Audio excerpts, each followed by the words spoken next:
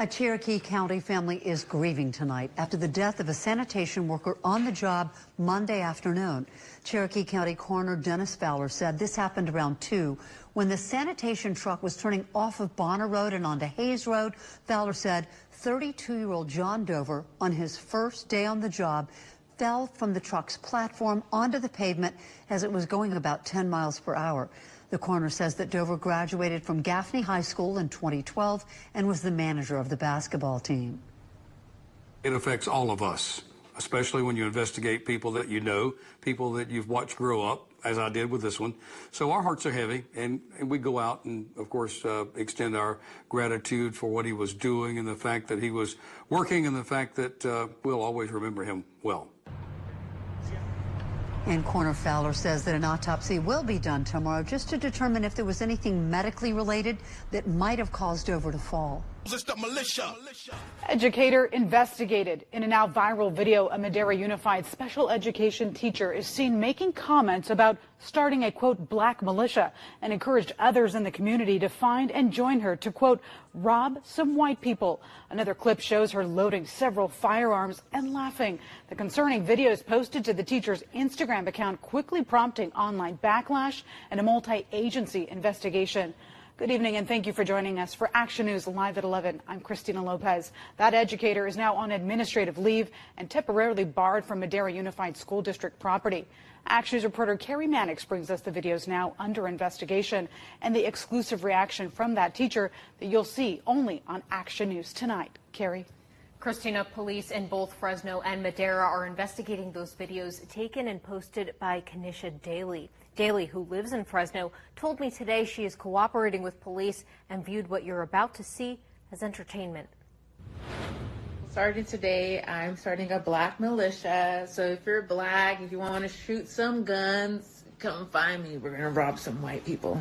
Police are investigating these videos posted to Instagram by a special education teacher for the Madera Unified School District. In one clip, Kenisha Daly of Fresno says she's starting a black militia and will rob some white people. Other videos on Daly's Instagram captured by concerned citizens show her with a handgun and then what appears to be a long gun. The videos were quickly met with strong online backlash and a multi-agency investigation. Fresno and Madera police and the Madera Unified School District all told Action News they're aware of the videos and looking into them. In the meantime, the Lincoln Elementary School special education teacher was placed on leave and under a temporary restraining order. Just wanting to do something, to be in action. Daly has appeared in our newscasts several times. In July of 2024, she received free braces as a part of the Smiles for Teachers program and said this as a guest during Action News Live at 3. I realize that I am an avenue for my students to be able to integrate into the classrooms, into the community. And so I'm a reflection of them. And so I have to make sure that I'm reflecting the best parts of them. More recently, she attended a community meeting with Fresno police back in March and demanded more accountability and transparency over the department's use of military equipment. Even though we have these meetings, we raise some concerns, and the major ones are still not going to be addressed. With the controversial videos now under investigation and circulating online, Daly told me in a statement that she viewed the post as entertainment and never meant to threaten, harm, or alarm anyone. She went on to say she is genuinely heartbroken that a careless post has caused people to question her character and the trust they have placed in her. For anyone who had been impacted or made to feel uncomfortable, I am truly sorry. Daly told me she spoke to police who found no threat, but police are not commenting further as the investigation is ongoing. Madera Unified says they are developing long-term safety measures in response to this incident. Reporting from our studio, Carrie Mannix, ABC 30 Action News. Students, colleagues, and supporters of the British sociologist Jason Arde have been holding vigils in recent days to remember the late academic. Arde was found dead in London on Friday. Authorities have not released an official cause of death. In 2023, Arde became the youngest Black professor at Cambridge University, assuming a job as a professor of sociology of education, but he resigned earlier this month following allegations of plagiarism. He wrote in a statement, "The relentless accusations, speculation, and public commentary have taken a profound toll on me and on those I love." Professor Sean Harper has written about the intense media scrutiny of Arde, as well as how the scholar's death has reverberated in Black academic circles. He's a professor of public policy, education, and business at the University of Southern California. Welcome. Thanks for having me. So, to start, you write in your piece that you did not know Arde or his work, but your story for Inside Higher Ed, it's called The Fatal Familiar Takedown of Jason Arde. What was it about that story that's been so familiar for you? Yeah, well, let me start by expressing my sincerest condolences to Jason's family and those who actually knew and loved him. As I indicated in the piece, I did not know him either by name or reputation until a few weeks ago when my inboxes were just flooded with links to news stories and social media posts about his alleged plagiarism. And, you know, that was really familiar to me in a really disgusting way. What I mean by that is so many journalists and people in the court of global public opinion had immediately jumped to the presumption of guilt, and they were just piling on and piling on and piling on to Professor Arde. And that part was so familiar to me because I've experienced it myself, but I've also seen so many other Black male academicians be treated that way. You learned of Arde's death from a faculty friend, a younger colleague you call another extraordinarily accomplished Black male scholar. I wonder, can you tell me a little bit about the conversation, the interaction you two had following his passing? Yeah, so I have been following the story for days. It was, in fact, another Black male academic who sent me the link to the announcement about Professor Arde's death. And, you know, honestly, in that moment, I began to mourn a person that I didn't know. But I also began in that exchange with my colleague to engage in a form of collective mourning. You know, mourning not just Jason Arde, but also mourning other Black men who have been dragged in the same way, but also men like my colleague whose present and future are so inspiringly bright. You know, this is a person who is so gifted. And, you know, in the moment, it made me worry about him and about, you know, generations of other Black male academicians who will come after us, who will endure this same kind of scrutiny and undeserved dragging in the courts of both academic and public opinion. Do you fear at all that it might have a chilling effect on Black people who are considering entering academia, who might not see it as a space for them, who might not see it as a place that's safe for them? I hope not. We need more Black scholars to diversify colleges and universities here in the U.S. and around the globe, for sure. Let me also say, part of the work that I do with corporations and other organizations entails doing assessments of the workplace racial climate. I hear time and time and time again from Black women professionals as well as their Black male counterparts that the punishment inequities are real and that they have devastating effects on their mental health, their professional reputations, and their advancement. So what I'm ultimately saying here is that the tragedy of Jason Arde in the context of higher education also happens in journalism and media organizations, in federal and state government workspaces, corporations, professional sports teams and leagues, and elsewhere where Black people help to make those organizations diverse. There has just been so much discourse around this situation about where accountability lies. What responsibility do you think the educational and academic systems around Jason Arde have here? Yeah, look, I want to be really clear. We still do not yet know the cause of Jason Arday's death. I do think that we have multiple responsibilities here in education. One is to insist on due process and rigorous investigations. We also have a responsibility to teach students at all levels what plagiarism is, how it shows up. Part of that is on us. Sean, I want to put a question to you that you raise in your piece. It's this one. How can the academic community better support scholars who might someday find themselves in a position similar to the one that Jason Arday found himself in? Yeah, I think, first off, people got to stop gossiping. How can we not rush to judgment before an outcome of an investigation is rendered? Even if the outcome of that investigation confirms wrongdoing, how do we help that person envision what redemption could look like? We should ask that person what support he, or they need from the larger community. My sense is that far too few people did that in this tragedy concerning Jason Arday's takedown. Sean Harper is a professor at the University of Southern California. His piece for Inside Higher Ed is called The Fatal Familiar Takedown of Jason Arday. Sean, thank you. Thank you so much. For decades, one of the most reliable trends in the American economy has been the growing number of women working. But lately, government data shows women's participation in the labor force has been falling. Some of the jobs where women are concentrated, including education and government jobs, have been hit by cuts. And for working parents, childcare remains extraordinarily expensive, while some employers are scaling back the flexibility that became common during the pandemic.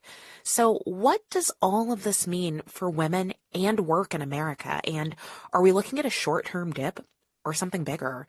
Betsy Stevenson is a professor of economics and public policy at the University of Michigan. She studies work, families, and gender. Betsy, welcome. It's great to speak with you. Great to talk with you, too. Okay, I want to start just big picture here. When you look at what's happening with women's participation in the workforce right now, what stands out most? I think there's really a glass half full, glass half empty story that we could tell right now, because we definitely see a downward dip happening, but it's coming off of the highest labor force participation rate for prime age women, and that prime age is something economists use to refer to people who are between the ages of 25 and 54. Mm-hmm. So I don't want to put too much pressure on the downward trend and say this is really important, because historically we're still seeing high rates of labor force participation. I have been following this topic closely, and I couldn't help but see all over my social media there was a lot of attention on data from the Bureau of Labor Statistics. The National Women's Law Center says it showed women accounted for essentially all of the recent decline in labor force participation. How much should we read into that analysis?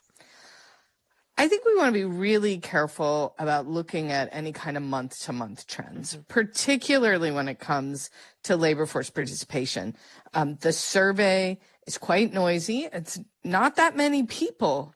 And so when I look at the longer-term trends, I still saw really optimistic growth in women's labor force participation overall in 2025.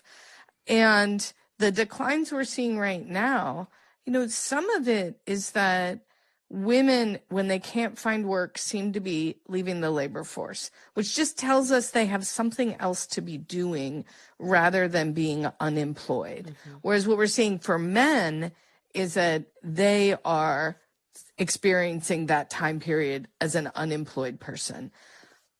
I don't like to see women leave the labor force, but I also want us to be careful about over-interpreting those movements in our modern times, because people move from out of the labor force back into employment quite a bit. One thing that I think about a lot when we think about these issues is during the pandemic, so many employers, including ours, learned that people could work remotely or with more flexible schedules. And now we're seeing many companies bringing workers back into the physical office, the workplace. How important is that shift when we think about this for women, particularly when I think about women who have children or perhaps even other caregiving responsibilities for a loved one? This is definitely going to impact women more than men, because women have, even prior to the pandemic, been more likely to seek out flexible work arrangements, because those flexible work arrangements, as you said, allow them to balance their work with their family caregiving needs in a way that helps keep costs down, and also keeps costs like commuting costs down, so they're not spending as much time on the road, and they can do more for their employer, more for their family. I think what we saw in particular was, as we saw an explosion in work from home, that really helped push college-educated women with younger kids into the labor force. Although I should actually clarify, it's more that it keeps them in. That when you're able to work remotely, not even every single day, but a few days a week, it removes some of the burdens and stresses and allows women to keep working even as they face challenges with childcare, challenges with their family's needs. It gives that little bit of buffer, and so we see fewer exits of women with young kids. I also, Betsy, want to talk about the demand side of this. We have women potentially leaving the workforce at the same time that some female-dominated industries are losing jobs. So how do we distinguish between women who are choosing to work less and women who are having fewer opportunities to work? You know, these things go hand in hand. Supply and demand come together. It's kind of like asking whether it's the top blade or the bottom blade of a pair of scissors that cuts the paper. You need them both to be working. So why do women choose to step out? Well, they might choose to step out because the opportunities aren't good enough to keep them there. And I think whether women are choosing or whether they've been pushed out because they were working in government and lost their job, I think what we're seeing is a situation in which we do not have a robust enough job creation environment. We do not have a robust enough set of labor market opportunities to have as many women make the choice to work as were making that choice a year ago. We've been speaking with Betsy Stevenson, economist at the University of Michigan. Betsy, thanks. It was great talking with you. A year ago, Closer Look presented special programming regarding job loss and Black women. I spoke with social experts, women who have been laid off or left their jobs, and an agency helping Black women find work. Now, that discussion followed reports that 300,000 Black women had lost their jobs in the months since President Donald Trump returned to the White House. Many were as a result of federal job cuts, positions held by many Black women. But as DEI consultant Amber Cabral explained, it was also a reversal on the diversity, equity, and inclusion promises that a lot of folks made and entities made in the summer of 2020. We hit a moment where, the focus was absolutely on equity, diversity, equity, inclusion work, a constant conversation. And to a degree, we all know that some of that was performative and it wasn't going to last forever. Mm-hmm. But, at that moment, it was, incredibly abundant. And the hope was that, even when what we expected to be kind of a natural waning would take place, that there would still be a significant amount of support and care in that space. That is not the case today. Well, now this year, and from June to July, the overall unemployment rate stood at 4.1%, while 6.3% of Black workers remain unemployed, higher than any other groups. To help us analyze what these numbers mean for Black Americans trying to earn a living, I'm joined by Dr. David McMillon, an assistant professor and economist with Emory University. Dr. McMillon, welcome. Good to have you. Thanks for letting me be here, Rose. I want to back up because I think part of the problem and challenges for a lot of people is how we even understand the numbers, how the Department of Labor comes up with their numbers. Can you give a brief, and I'm going to say it like this, explain it to me like you would explain it to a 6-year-old. Yeah, so one thing I want to say immediately is that even this 6.3% number is based on a very important nuance. Mm-hmm. So oftentimes we report unemployment rates in a way that ignores the people who have actually left the workforce. Mm-hmm. And so in one particular data set, in order to compute the unemployment rate, you have to basically ignore the people who have not tried to apply for a job in like the last 4 weeks or so. Why is that important? So the reason that's important is that if you just go based on the 6.3% number, it might look like since Trump has taken office, the black woman unemployment rate hasn't really moved very much, that it hasn't actually increased. But the truth is that, especially if you consider all the possible reasons that people can leave the workforce, including the fact that black women tend to stay unemployed and for a much longer period of time than white women, something like 19 weeks on average. Okay. People can get discouraged. And so when people actually leave the workforce, basically you can actually make it seem a lot better than it actually is if you don't include the people who have left the workforce. So if you were to use the number of people who were a part of the workforce when Trump first took office, you'd see a number closer to like 8%. Right. Wow. So things have actually gotten much worse. You can see that the unemployment numbers, the raw numbers, have definitely gone up. Again, particularly for black women. When you are, and I take it you're looking at these numbers on a regular basis, what metric are you paying most attention to, though? So the employment rates that's not particularly my direct area of expertise. But you're going to look at the number of people who are employed in any given month, the number of people who are not employed. You're going to look at the proportion, the total population itself, and then you're going to also consider again the number of people who have tried to apply for jobs in recent times, and so. You need to consider all of those different things and how they're moving in order to be able to tell the full story. And you can see very clearly that black women have been disproportionately impacted. And when we hear the overall assessment of how the economy is doing, I mean, obviously, labor is a key metric in all of that. That's right. How do you assess what our economy has been since Donald Trump returned to office? So that's a very big question, but there are lots of different indicators that you can consider. In the first place, Donald Trump has been implementing a set of policies that go against what the scientific evidence indicates would be healthy for the economy. So that includes his astronomically high tariff rates.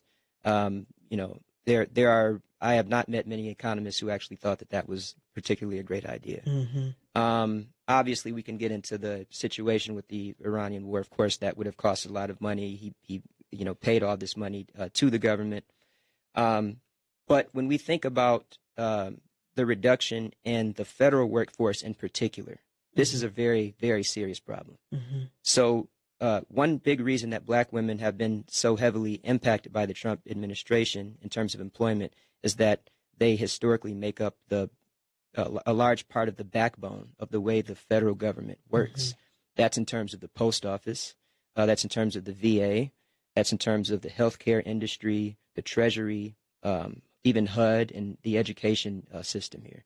And so when you're cutting such big parts of the federal budget that are also very important parts of how our economy functions, you're going to end up harming black women, particularly because black women contribute so much to the economy through that framework. I have a question. My listener says, Rose, I want to go back to how the U.S. government comes up with these numbers in terms of, then they put in parentheses, inflated numbers. I don't know if that's, but in terms of, basically want to know more information in terms of, it's not so much just you calculate if 400,000 people entered the workforce, can you automatically, as they put it, extrapolate that from the previous reporting? Like, there's some confusion here. The listener says there's some confusion here how this formula is actually calculated. It's confusing to me. Sure. Okay. So I'll try to clarify this a little bit. So first of all, when Trump is, he takes power, in January 2025, you can look at the raw number of people who are employed, the raw number of people who are unemployed. And you can look at in terms of the people who are unemployed, you can take the subset of them who are actively looking. Right? That's key. Those are the three elements, right? Now the contention is going to have to do with, some people think, well, if you're not actively looking, maybe that's because you're lazy, or that's one narrative. Another narrative is that, especially with women, people often leave the workforce because they have to take care of someone. I have, multiple people in my family. Black women do this all the time. They take care of like 4 generations of people. And we know during the pandemic, that Exactly. was a group that really had a heavy burden. Exactly. Really clear about that. And I'd want to say this too. It's also true that people are aging. The workforce is aging. So retirement is a legitimate reason to leave the workforce. But it would be ridiculous for Trump to take credit for this idea of the unemployment rate going down just because people are literally getting older. And so people are leaving the workforce in that regard. So that's what I mean. It's really easy for him to try to manipulate the numbers in a way that tells a very positive story of the impact of his administration. But if you understand the way labor economics works, his apparent impact has not been good. Again, I haven't seen an isolated study on the causal effect of his administration, but if you just look at the trends over time, it's not in his favor. Well, recently there was reports that the U.S. economy had this job loss of 23,000 jobs in July. But then we also found out there was some, we'll call it an error because we don't know if it was intentional, but there was an error in reporting the previous. So if you're someone listening saying, if I'm in this field, and I want to understand how all this works, yeah, I can't even, as a person would say, be confident that the numbers coming from the government are even accurate. Well, so not to say that there's a crisis among the crisis, but is it fair to say we really don't know the full numbers? As I read earlier this week, the job report is an estimate, not a verdict. Rose, here's what I think, and I think that's a very important question you're asking. I think what the whole country needs to pay much more attention to, even though it may be difficult, is scientific research. There are people who dedicate their whole lives to understanding the difference between correlation and causation. Just because, a policy is implemented or a president takes office and numbers seem to trend in a certain direction doesn't mean that the thing you think caused it is what actually caused it.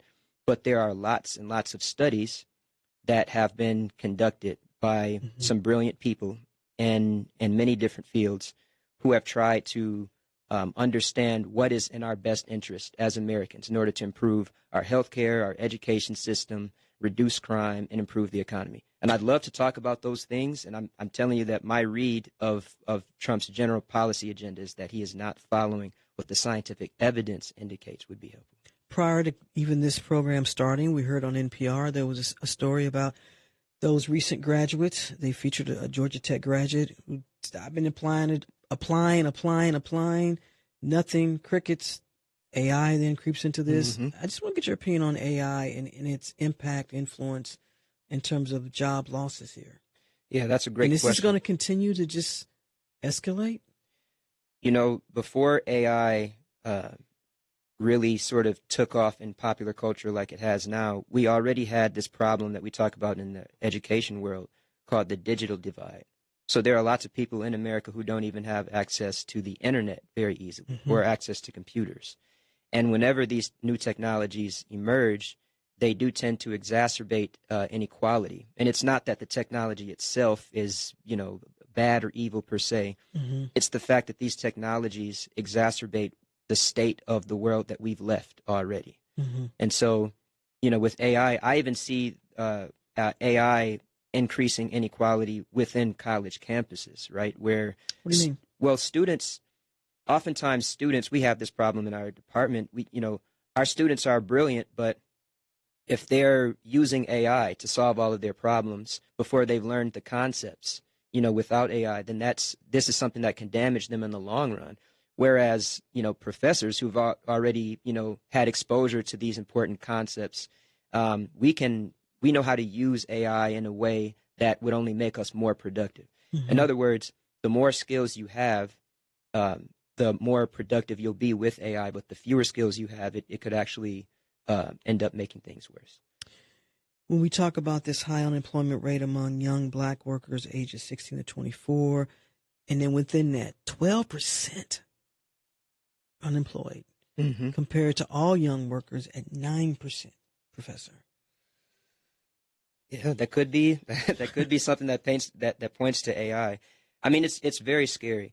I would say the state of the economy right now, I mean, we have, it's very, very difficult for people to find jobs across the board.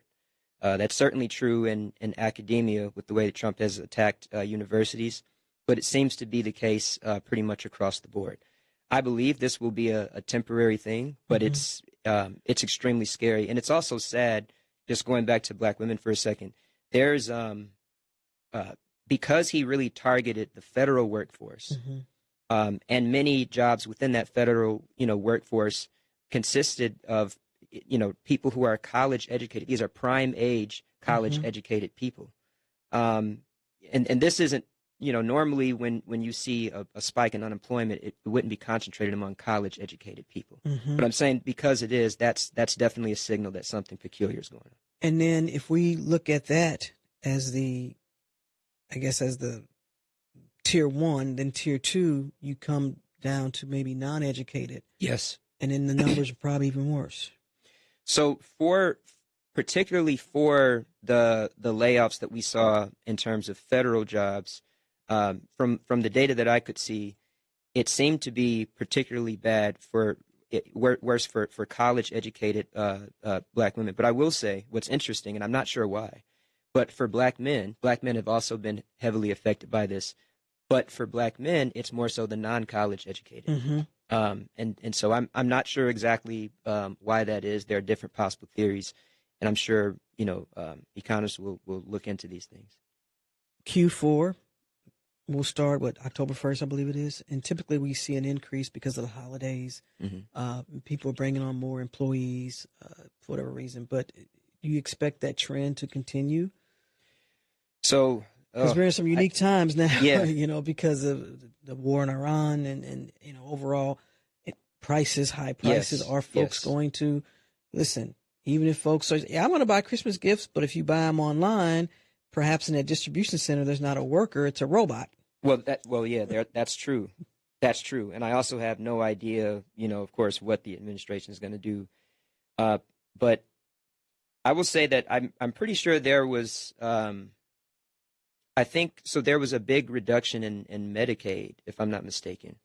A lot of folks had to come off the road. Yeah, and I'm not sure that we've seen the full effect of that yet. Sometimes these systems have this time delay thing, and so it's possible that going into Q4 we'll actually see further increases in unemployment, particularly for healthcare workers as it relates to the funding for Medicaid. I can't be sure, but I think that would be very unfortunate, of course. This is, something that would also impact poor people in general. Before we go to break, and as we'll bring on our roundtable, and you're going to stay with us for that, a listener says, okay, Rose, bottom line is, how does this get better? Is it just folks need to start hiring people? Is that the solution? I think we have an information problem. I think we need to help share good information with the American people and then trust that they will make the appropriate inference to what is actually true and what needs to happen. It's not as simple as we need to hire more people. Again, going back to what the scientific research says, we know that early childhood education has an enormous impact, reducing crime, reducing arrest rates, and improving, GDP. We have, there's a top 5 economics publication that came out some time ago that actually showed that something like 15 to 20% of GDP growth since the 1950s is due to the economic inclusion of women and minorities. And so this narrative, against DEI, you can critique a particular DEI initiative, maybe if you want, but in general, the notion of economic inclusion and making sure that talented minorities and women are matched to their appropriate jobs. This is not ambiguous. We know that improves the economy. So there are certain things. So it's about a mindset. You're saying people need to change their mindset and their thinking. Yes, people need to. Honestly, I think some of it is on people like us. It's on reporters. It's on academics. It's on experts disseminating this kind of information to make sure that people are not confused about what the truth is. Dr. David McMillon, an assistant professor and economist with Emory University. The experts on the system of white supremacy racism in the area of people activity known as labor and all other areas of people activity, the experts are people classified as white men and white women. The Cows, Gus T. Renegade, in for another broadcast, hopefully to share constructive information on the global system of white supremacy. AP, not forgotten, AP. Today's date, August 20, 2026. So I have been told. Our weekly installment, Neutralizing Workplace Racism, not for spectators, especially if you have figured out how not to get furloughed, laid off, stuck in a cycle of unemployment, shot, stabbed, accused of fabricating accomplishments, certifications, job experience on your resume. Hit us on speed dial, the number 720-716-7300, the code 564-943 pound. Press star 61 if you would like to participate.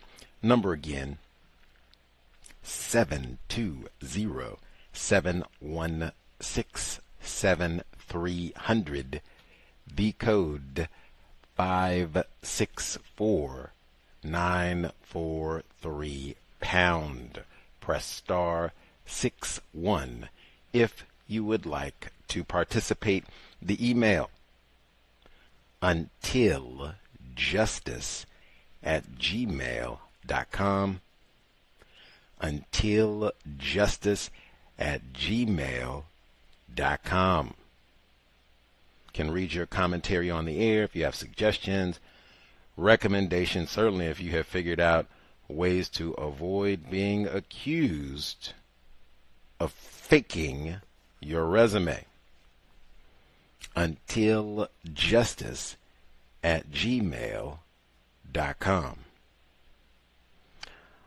All of that said, first of all, I think this is the best I have sounded. I can hear myself speaking when I'm doing the program. This is the best I have sounded in almost a month. Woo! Say I'm 99% back to normal, maybe a slight little remnant before being 100%. But man, woo, I wish I had taken those days off last week, and the programs we did last week, wish I had done them this week. But hey, sense of urgency from the infirmary, still niggling suspected racists. Back on the grind, almost back to complete health. I caught up on my emails. Much obliged to all the folks who wrote in about the Sade C. Robinson email campaign.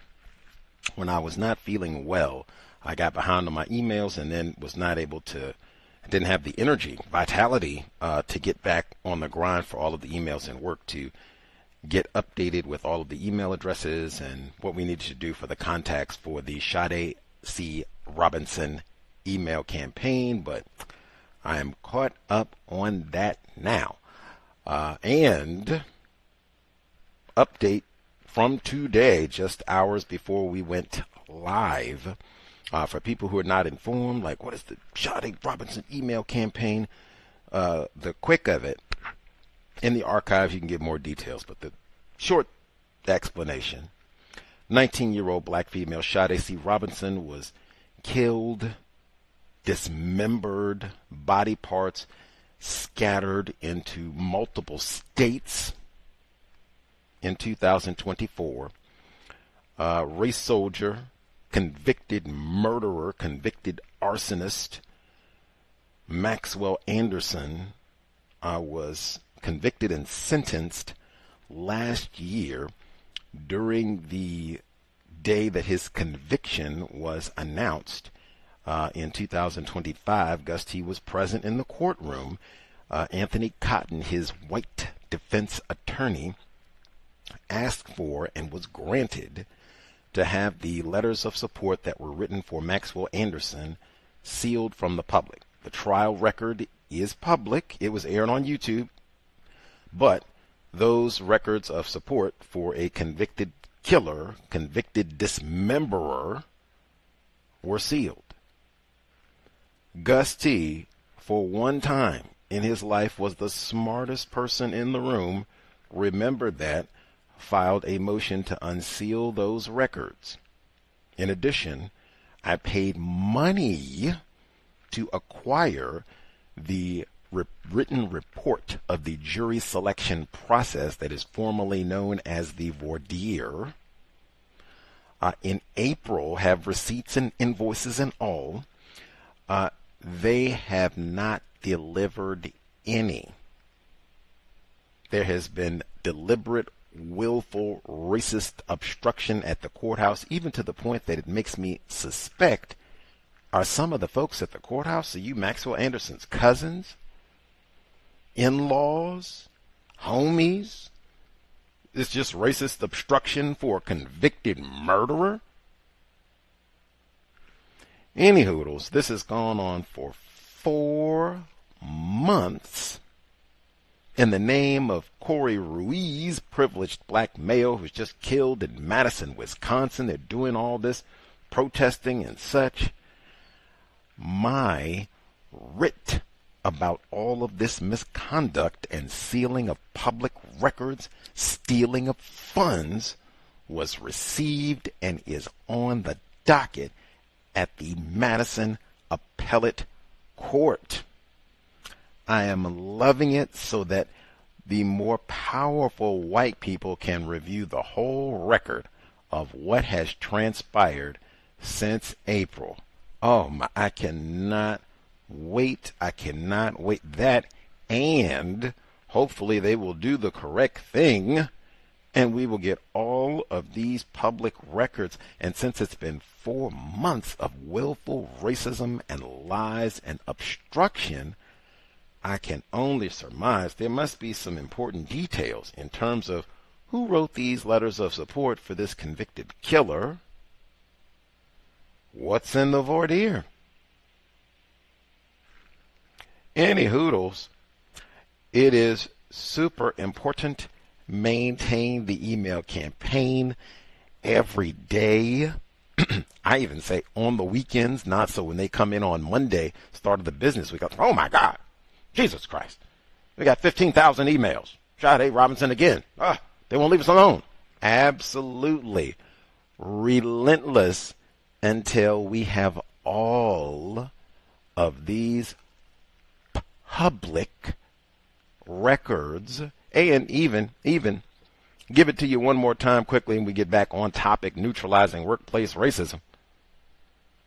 Man, I want you to imagine just these sealed letters of support. I want you to imagine if yours truly, the privileged black male, worthless Negro from Virginia, Gus T, if I was suspected of killing, dismembering, and scattering body parts throughout the Pacific Northwest. They find, a few fingers in Alaska and toe in Oregon. That's what Gus T is accused of having done to a teenage female, white or non-white, you pick.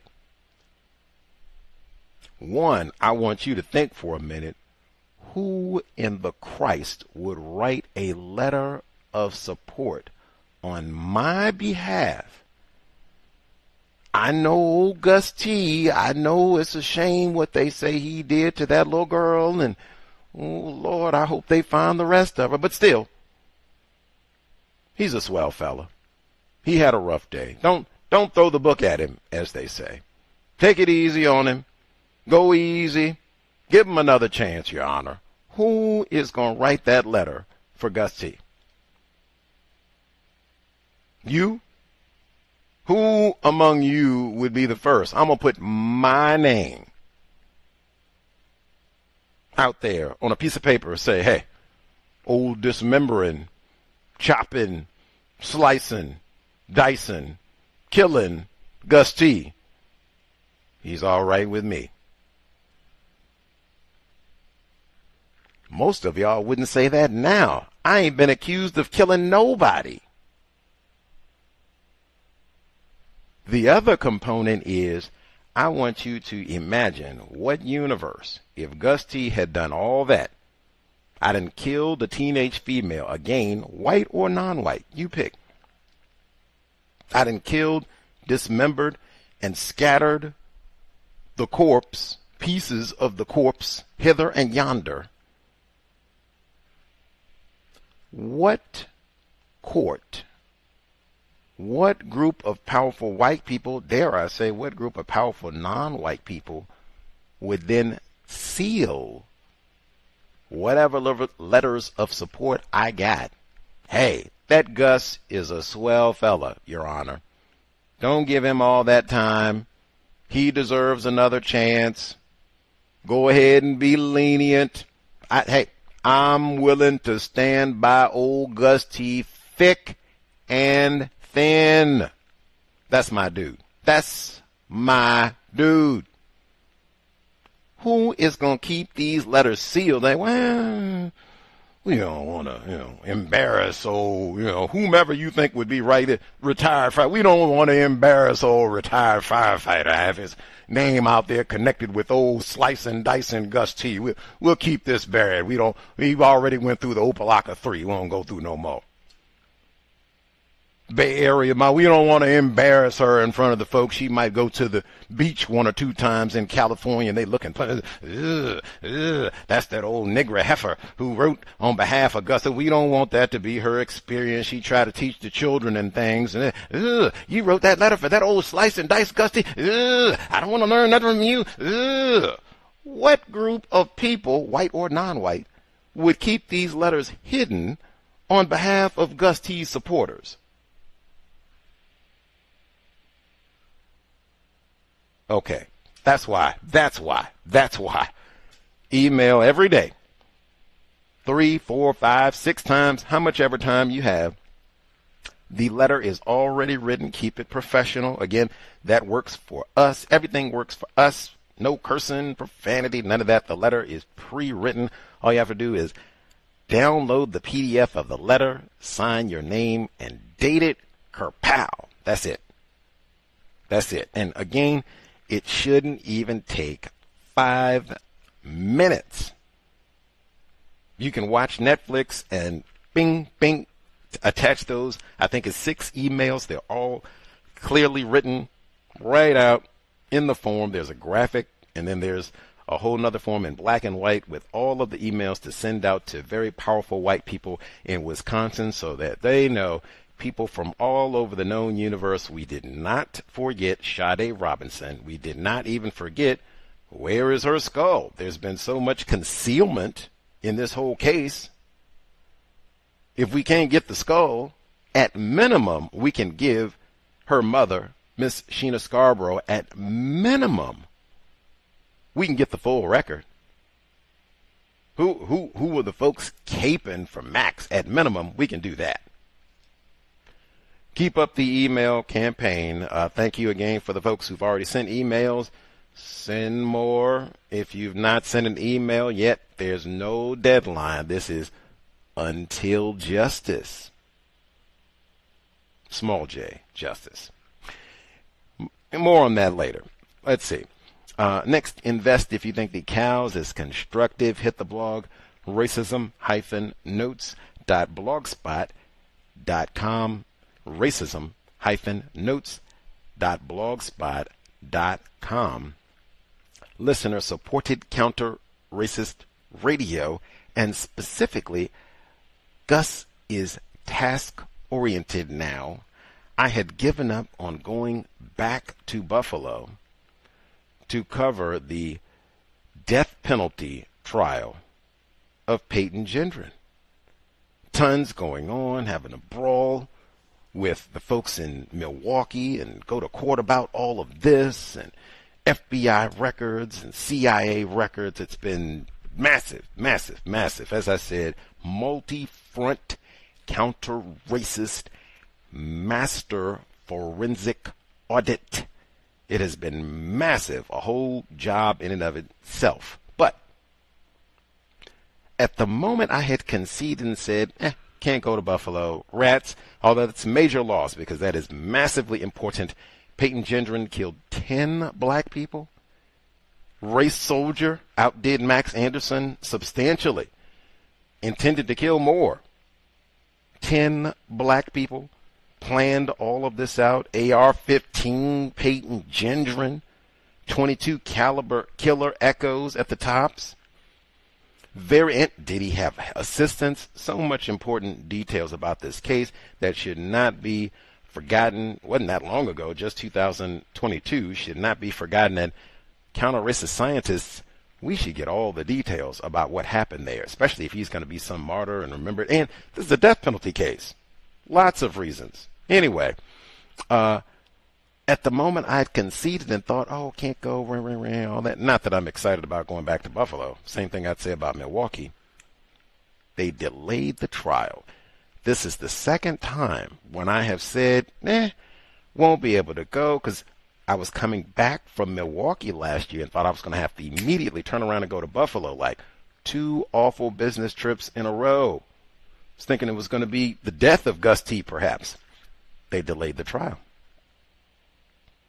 I thought this summer, because the trial was supposed to be happening right now, supposed to have started last week. I thought, not going to be able to go and all this craziness here. They delayed the trial. Delayed it until October. Not that I would be excited about going to Buffalo in basically wintertime or nigh on wintertime, but man, that is almost the P word. Providence 2 times to get it delayed when I had kind of given up on going. I don't know. I don't know if we're going to have to see. Is this the universe saying you are supposed to cover this trial? This is not exactly like you are supposed to smoke this crack. You are supposed to rob this bank. I would kind of have second thoughts. In a system of white supremacy racism, I could believe easily, yes, this is a signal. You are supposed to cover this trial as you intended to do originally. Stick to your assignment. I could believe that as, constructive. They've been talking about Peyton Gendron. We've been talking about Peyton Gendron. Tops, you went there before. Yes. That's what we are investing for, to send Gus back to Buffalo. Not quite kicking and streaming, but I mean, same thing I said for Milwaukee, like, Jesus Christ, the Bahamas, Hawaii, Buffalo in the winter. Really, Buffalo anytime, but certainly Buffalo in the wintertime. Anyway, send Gus to cover the trial. Every death row trial, invest, hit the blog, racism-notes.blogspot.com. Next, get to the news about what we're supposed to be here for, workplace racism specifically. The news reports that we heard at the beginning, the sanitation worker who was killed. Now, this was a person classified as white, unless I've been misinformed, but they did have video. I did watch. Looked like a white dude to me. I didn't have any confusion about that, but if you find out different, let me know. I played it anyway because I did still remember Dr. King, Memphis, Snitch, Ernest Withers. That all come to mind, but this was in South Carolina, and years later, a person classified as white.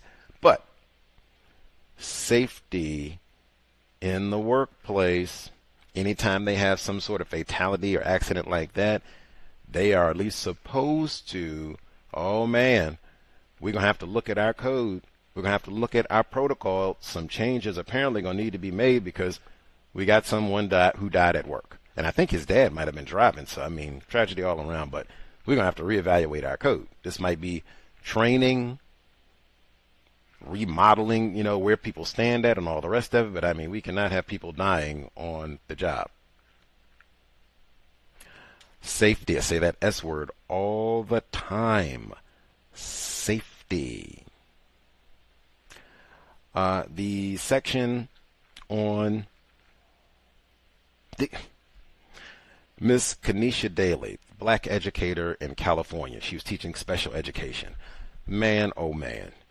For whatever reason, she hopped on the social media. I think they said she hopped on the IG specifically and said, I need to crank out some videos talking about the black militia and we're going to go rob white people. Victims guaranteed qualified. The grandcestor, Dr. Kamal Kamban, told us eons ago, I think even before Instagram existed, get off of social media. And he put it in the context of labor. He said, you do not want white people going through, let me see what you done put out on X 5 years ago. Let me see what you done TikTok 10 years ago. Oh, look at that there. You didn't talk about some Neely Fuller. Get on out of here. You do not want that sort of goofiness, or even something that you put on social media when you were a child or in your teen years, that keeping you from getting a job. He said explicitly, get off social media, delete your accounts. If you gotta have social media, it should not be in your legal name. You're not following and friends with all the people that you work with. As far as they know, you don't even use social media. No, I'm not on none of the TikToks and none of that stuff. And, my privacy is important. That's all you have to say. And leave it at that. I wouldn't even go into a whole lot about it. And I would not, if you do have any of these apps or what have you, I would not be checking your feed or posting things while you are at work. Do that on your own time. Certainly not on the company's computer or device or whatever. Do that while you're at home, away from work. But we've talked about this before. There have been and I mean like a good, at this juncture, I think it's been at least a good 10 years, probably more than that, of people being fired, losing jobs, not getting hired as a result of people going and checking their social media. I remember it was a lot of that during 2016 because they had, it was an election year, and then they had Philando Castile got shot and Alton Sterling, and then they had the police that got shot in Dallas, and it was just something every other day throughout the summertime of 2016, and people were posting on social media about this, and I remember white people and non-white people were getting fired and reprimanded and all this. So again, my view, I would delete unless I would not. If you gotta have it, it cannot be under your legal name. It should be impossible, really, for a coworker to find this and, is that you, Lakeisha? Oh, and I didn't see you on that. I seen talking about that ISIS papers and all that. I'm going to rat on you. It should be like impossible for that to happen. That's it. I certainly, if you are an educator, I would not be on social media talking about, and I mean really any job. If you worked at Taco Bell, I would not be on social media talking about we're going to get guns and do something to white people. Even if you're serious, if this is something you thought this out and we're in a system of white supremacy, racism, and we're going to take it to them. Same thing I said before. Victims guaranteed qualified. I would not put that on social media. If you are not serious, I'm going to say what Neely Fuller Jr. said and Dr. Kamal Kamban. We are silly about things that are serious. serious about things that are silly. Fuller has told us succinctly, don't play with the race thing. I could play that audio. Don't play with the race thing. Now, according to what Miss Daly said, if she was just joking, this was just for entertainment, her getting on the IG, and I'm going to do a black militia, and we're going to get these guns and go rob Whitey. This is just for giggles. If that's what this was, do not play with the race thing. I know we got a lot of that. Well, Dave Chappelle and Rich Pryor. Do not play with the race thing. That is really serious. I've said for years, there are tons of black people who have been killed just for talking about race. Dr. King, he didn't go get guns and run around. He was saying the exact opposite. Turn the other cheek. Nonviolence. That's what he said throughout. Let's be nonviolent in Vietnam. Kerpow. Sanitation workers in Tennessee. Ernest Withers. Snitching. People have been, many non-white people in particular, people classified as black, have been killed for just talking about racism, and certainly many black people have been fired for being reckless in the things that they say on social media. Certainly, if you're an educator, you would have to think, and you've been on TV and such, so it's not like you're not a known person talking about Kanisha Daly. You cannot be. I mean, guns and white people. You're talking about a black militia? Are you Robert Williams, Mabel Williams? What are you, the not effing around? Did you not see all of that? That would be another one too. Like, again, we are silly about things that are serious. Serious about things that are silly. And you're an educator. Now, she didn't exactly seem like, talking about Miss Daly, she's 60 or 70. She didn't seem like Mr. Fuller's age. So, young person, still learning. I've made lots of mistakes and make tons of them every day. But, man, and that might even just be, hey, we have failed. We have done a very poor job in preparing black people for going out into the area of labor in a system of white supremacy. Things to do, things to not do, even things to not do when you are on your free time. How to deal with social media so that you don't get fired. We have done a very poor, and even talking about racism, white supremacy. This is nothing to play with. Nothing. You could do all that. Yeah. White people can get on there and talk about they're going to do militia and all that, and, Kyle Rittenhouse in Wisconsin, whatever. That may be true. We are in a system of white supremacy racism. You are a black person talking about guns and white people. Really nothing else to say. I mean, you could be killed. Have you heard of COINTELPRO? Have you heard of Robert and Mabel Williams? Have you heard of the Catherine Massey Book Club? Negroes with guns?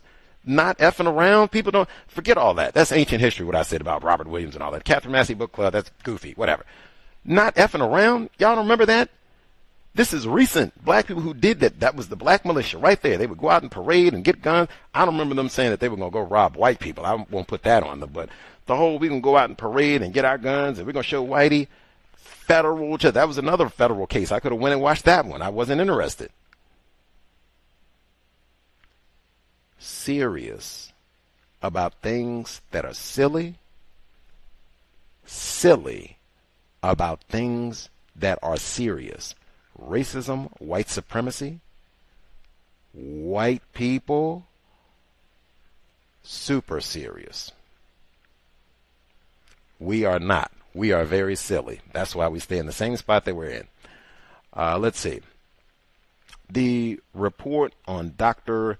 Jason Arday.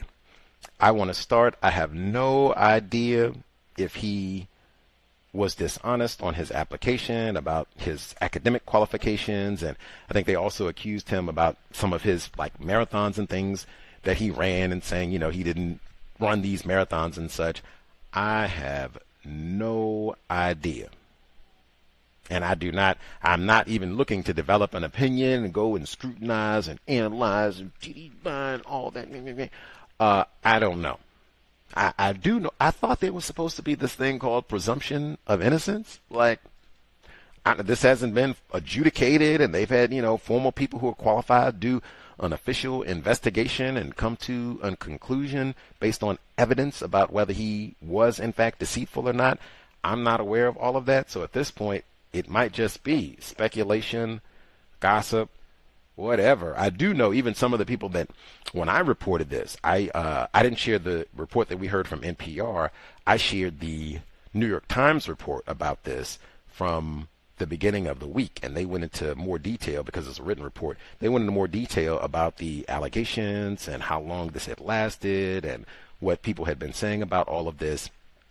And when I posted it online, social media, some of the folks said that they were not aware of the allegations, but they said he shouldn't have lied.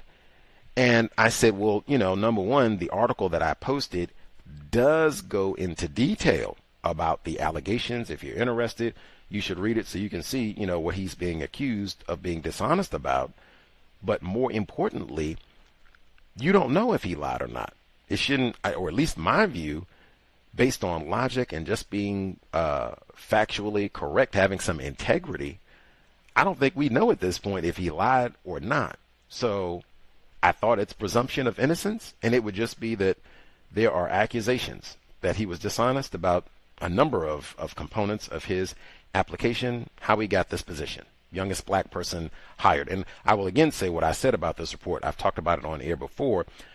There are books, or at least there is one book written by a white person that we had on this program where she explicitly talked about white people. One of the ways that they practiced racism in education, labor, was they would deliberately hire the lesser qualified black educators. I'm not saying that was the case with Dr. Arday, but she said it's documented, this author, professor, I'll have to look back to get her exact name, that they would go and not get the Phi Beta Kappa and the person who took all the hard classes.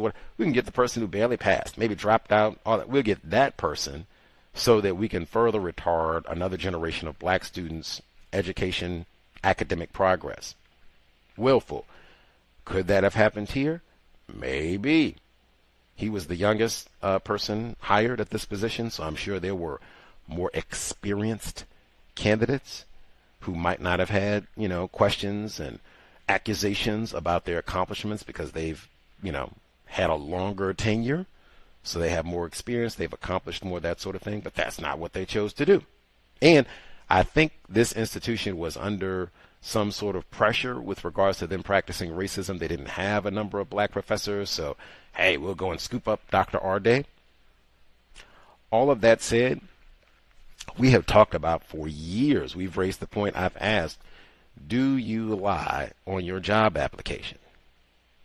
My view for years, I have said, my recommendation is not to do that because I think most of us would end up being Jason Arday, doctor, where it's all, you done lied about this and you done lied about that. And I don't know, Lakeisha. I don't know, Jace. I don't think you've done all that. And even if it's not formal, whispering and God, what you think he really, I don't, GI, you think he, that sort of thing.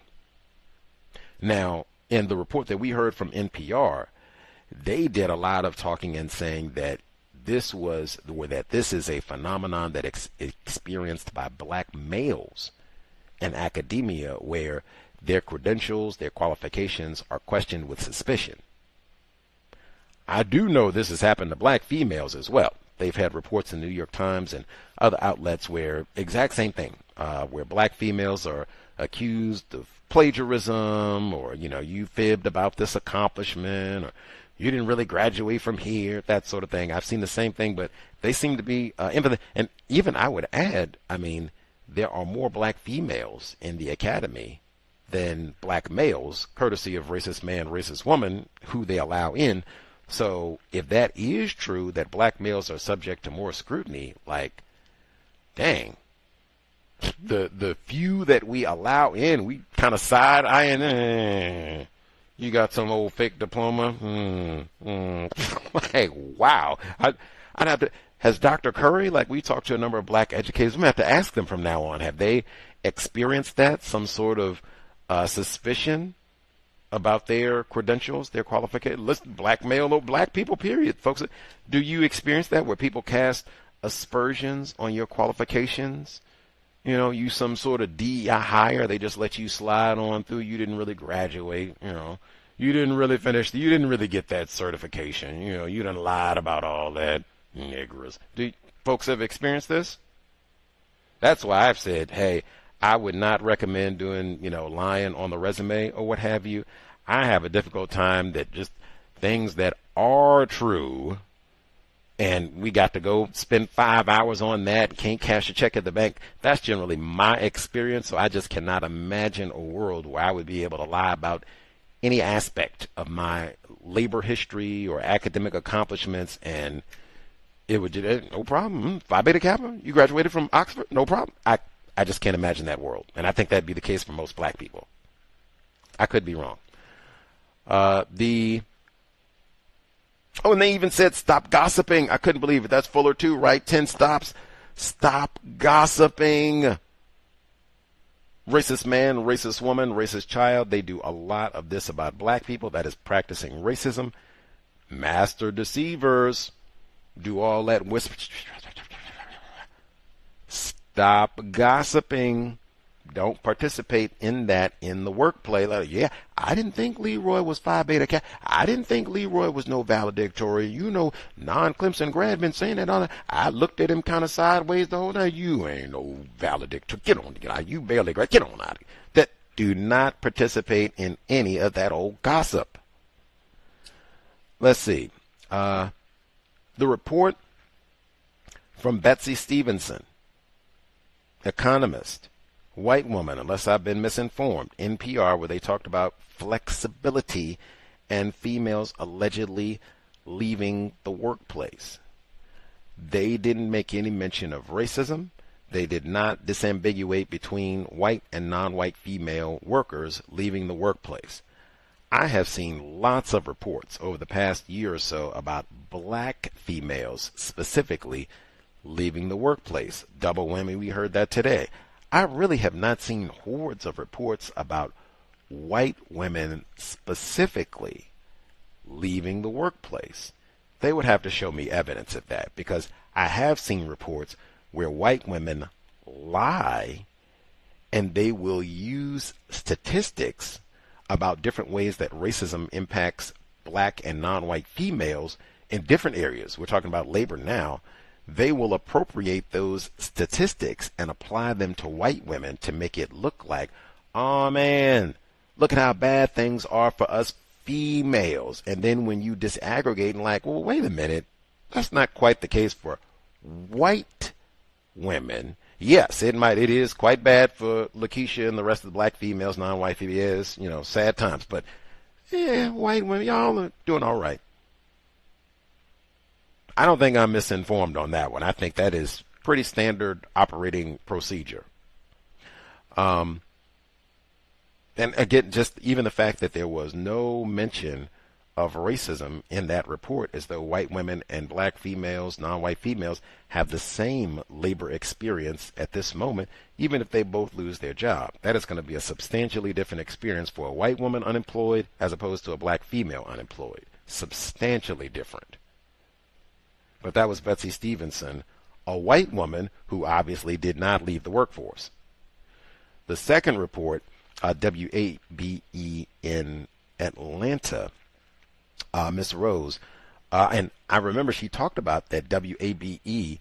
They did a report about a year ago on what I just said, black females leaving the workplace, and there have been many other platforms who've talked about that. We played that report talking about black females leaving the workplace and the impact of the cuts to the federal workforce and how that had a specific and destructive impact on black female employers. We talked about that, played that report. I've said consistently I'd be curious to ask Ms. Rose, how many reports has WABE done on black male employment or the lack thereof over the past 2 years? I would be and particularly in a city like Atlanta, which is where WABE is headquartered. How many have they done? I'd be curious. Anyway, they talked about the impact of black females leaving the workforce. They had Dr. David McMillon, who's an economist as well, but he's at Emory University.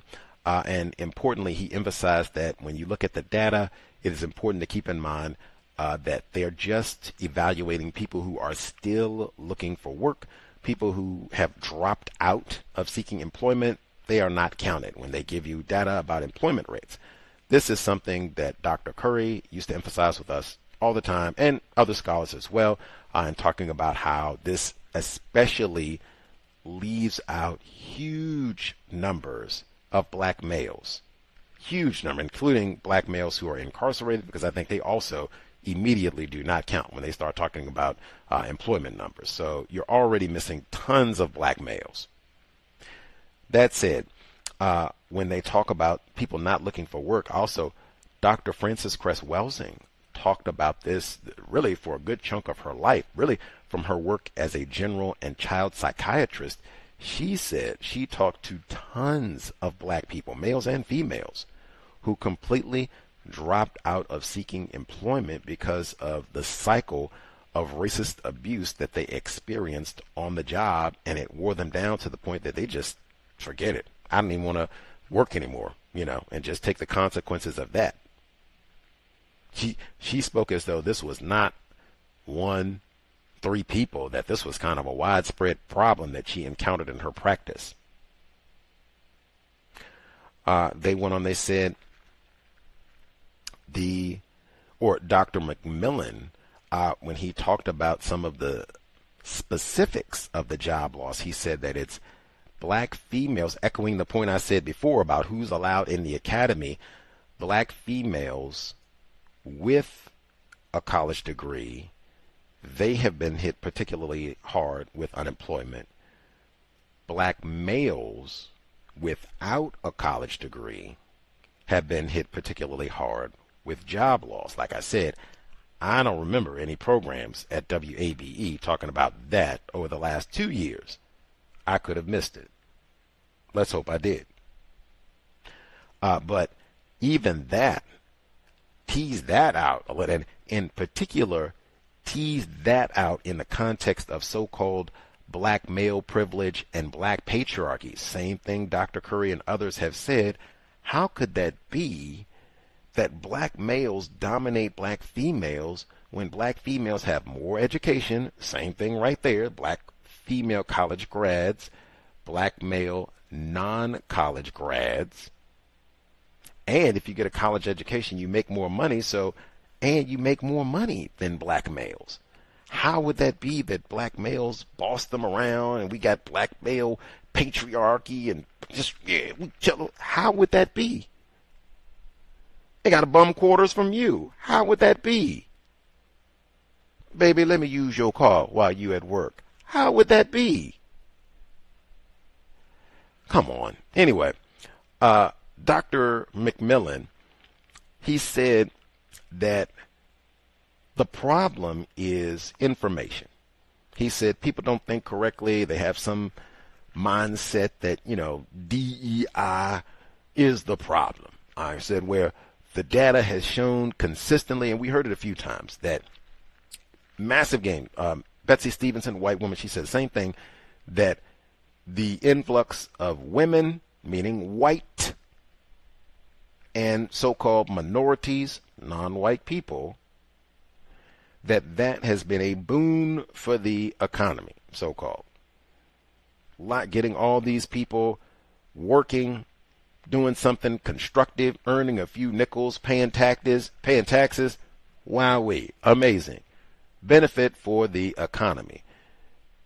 The problem, he said, people like us, the academics, journalists, we need to make sure that people have this information so that they can make better, more informed choices. The victims guaranteed qualified to Dr. McMillon, Emory's finest. My view, again, we come back every time with regards to racism, white supremacy, it's white people are ignorant. White people are not informed. White people are not conscious. They're not aware. I humbly reject that. The problem is not the people, white people who are grousing and complaining. We got old Kamala Harris, DEI higher, and we don't want her, and old obesity, DEI higher, and we don't. That is not. Oh, getting these old black people jobs and things, really? That helps the GDP? Oh, shucks. I didn't know. That is not what is happening here at all. This is about the system of white supremacy, and specifically white genetic annihilation. All of this, a response to that in terms of we're going to get destabilized black employment and destabilized black housing and finances and all this old conflict in Iran, and now gas is $10 a gallon and all the rest of it. Totally destabilize non-white people, victims of white supremacy. That's how you evaluate all of this. In my view, I could be wrong. Not white people are ignorant. The people who are in charge of labor and whether black people have jobs, whether black females are employed, they're just ignorant. They don't, Elon Musk and them, they're ignorant. That's what this is. That's why they had Doge and all those cuts. Victims guaranteed qualified. The experts on labor are classified as white. White women, white men. I am not misinformed there. Before we get to folks who dialed in, I missed an email last week. Kick Gus, try to take great pride and even just gratitude for the folks who take their time and energy to write in an email for Neutralizing Workplace Racism, and then make an effort to hopefully myself, listeners, have something constructive in terms of thoughts, suggestions, if it's a question or what have you, or if they have their own suggestions. Always great to get those as well. untiljustice@gmail.com. But yes, I neglected to read an email from last week, and it was important because it dealt with a victim of racism, privileged black male, being threatened in the workplace. So I said I'll make sure I get that one at the very beginning. This time around, super important. So we'll start there. Here we go. Privileged black male. He writes, make sure I get this all right. Here we go. Hello, Gus. Hope all is well with you. I'm reaching out for some advice on how to approach a situation that occurred today. A bit of background for context. I am currently employed in the construction industry in the Milwaukee. Are you serious?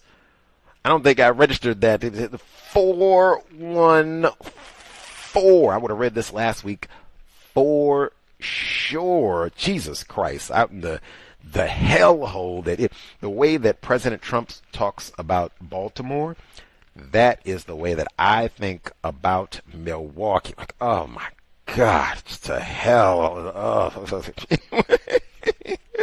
Dahmerland. Here we go. Construction industry of the Milwaukee area, and the job requires observation and documentation of contractors' activities daily. Contractors crew about 7 to 10 white men. Other non-white people are on the site as needed. See, they're discardable and disposable. Today, I observed the contractor assembling some materials to be installed underground and asked the contractor if the assembled components were done to the specification. some modifications would have to be made to be in compliance with the specifications. The contractor said yes, he was in the process of doing the modifications, and then raised his hand with a wrench which he had been using to do the work, approximately 12 inches in length. I don't know, for the folks who are outside the UK, I have no idea what that is. Metric? Is that centimeters? I think it might be centimeters. I don't know. 12 feet. As if he was about to strike me with the wrench.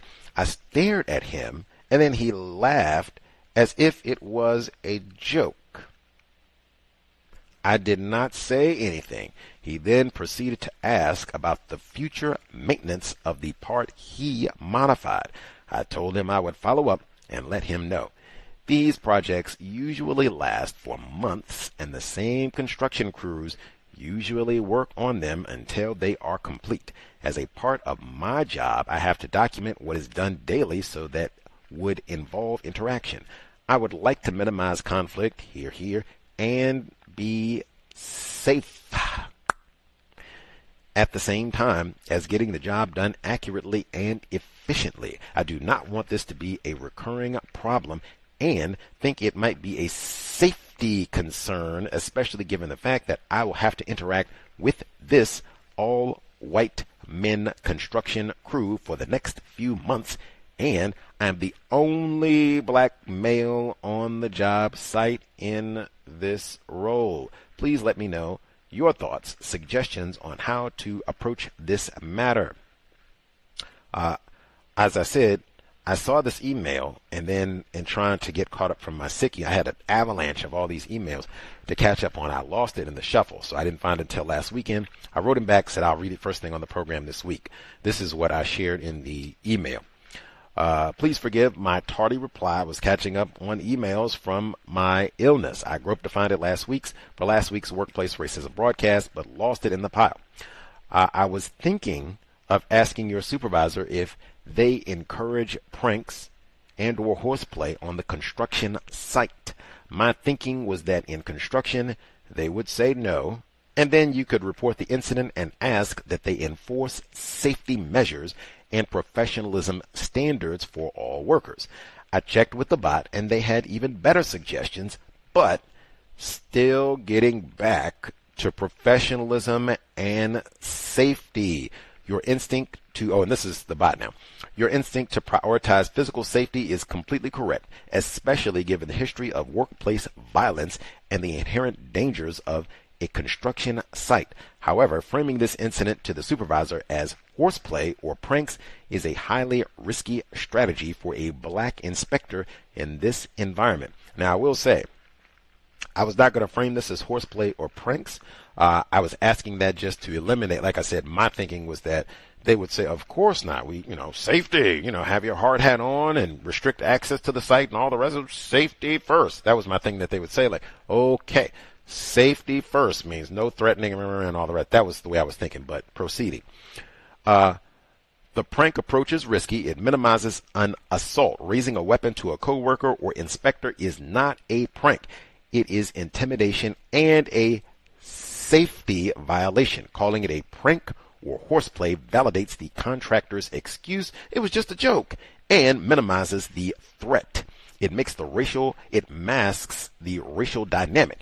In the construction industry, physical intimidation against a non-white inspector is frequently used to force them to back down on compliance issues.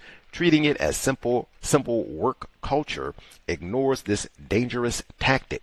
It invites gaslighting. If the listener asks the foreman if they permit antics, the foreman can easily say, "Yes, we joke around here. Don't be so sensitive." This leaves the listener isolated and unprotected. A high utility framework for the listener. Because the listener's job is compliance, observation, and documentation, they must lean into those exact professional skills to protect themselves. Here is a direct step-by-step strategy you can offer them. 1, the D word we talk about all the time. Document the incident immediately. The listener needs a written objective record of exactly what happened before memory fades. Action. write an email to themselves or a personal log. He kind of wrote that to us, so maybe he got that already. A personal log detailing the date, time, specific location, the contractor's name, the exact specification being discussed, and physical action. For example, raised a 12-inch wrench in a striking motion. Why? In construction, if it isn't documented, it didn't happen. I would say that is in the area of labor, maybe even in the area of life. Documentation is crucial. This protects them if the contractor later claims the inspector is being uncooperative. 2. Report the safety and compliance violation. Instead of asking about horseplay, the listener should report the incident to their own supervisor or the project manager as a safety and project integrity issue. The script. During a routine specification check on whatever date, contractor, whatever name, responded to a compliance question by raising a 12-inch wrench in a striking motion toward me. While he laughed it off as a joke, the physical intimidation compromises site safety and interferes with my ability to safely observe and document the project. Why? This shifts the burden of dealing with the contractor's behavior away from the listener and onto management where it belongs. It frames the issue around safety and the company's liability. 3. Maintain professional distance. The clipboard barrier. The listener must alter how they physically interact with this crew moving forward. Action. Always maintain a safe physical distance beyond arm's reach or tool striking distance. Use a camera or phone to take photos of modifications from a distance rather than leaning in close. I thought that was a great suggestion. Distance. We do not need to be all close, all up on top of me. Like it's back. Give me a little bit more space. There we go. Okay. Action. Whenever possible, conduct inspections when the main foreman is present or alongside another city company official to ensure there is a witness. 4. Establish a paper trail for modifications. To minimize verbal conflict over compliance, the listener should transition as much communication to writing as possible. I am a huge fan of this suggestion. Once there has been volatility or hostility in the workplace, we do a lot less verbal chit-chat. Much more of it becomes written. 1, there's a record so people can go back and evaluate. And what did you say on such and such a date, and it's because of that, people tend to be a little less reckless when they have to write down what they're going to say to another coworker. Verbally, when I can say something and nobody, and it's just us, and Florence might get, anything could be said. You got to send an email. Something. I can take a screenshot of this, put it on YouTube or IG or what have you, have it posted online for the next 200 years. We don't do as much filth, Lauren. Not that people, totally behave. Just generally, they're a little bit more reserved with their commentary when they got to write it out. Not always. Let's see. Action. If a modification needs to be made, follow up the verbal interaction with a daily field report or an email to the contractor's foreman. Per our discussion today regarding specification, blah, blah, blah, contractor agreed to modify, blah, blah, blah. And you can use this even if you're not in construction. We've talked about this many, many times. If you meet with your supervisor or subordinate, whomever, coworker, and you all discuss a project, raise, promotion, whatever, you working an extra shift, whatever, and you all discuss all of this verbally, you really can whip out that phone immediately, or the second that you get back to your terminal or what have you, hop on there and send them an email, and it can just be quick bullet points to confirm everything that you all discussed. And if you need to CC pertinent individuals in that, but that way, this is not just, oh, I don't even remember what we talked about in the hallway. Like, oh, no. And like I said, hey, we got so many folks there texting and messaging all the time. I do know some people, they are spot on it. Like, we're having that conversation right now.